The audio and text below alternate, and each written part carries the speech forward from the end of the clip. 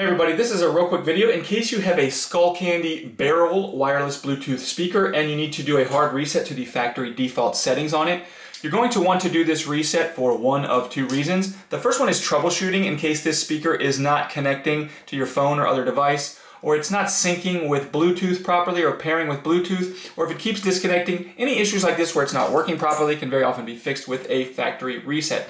The second reason you might want to do this is any situation where you want to delete all of the pairing history and settings off of it so that you can go ahead and just set this speaker up on a new device like it's brand new.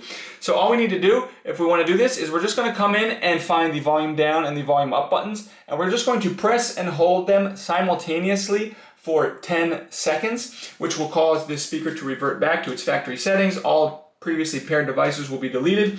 And while this is happening, the status LED will blink between blue and red while it's resetting. Once it has reset, we can go ahead and re-pair this with whatever device we want as a new speaker.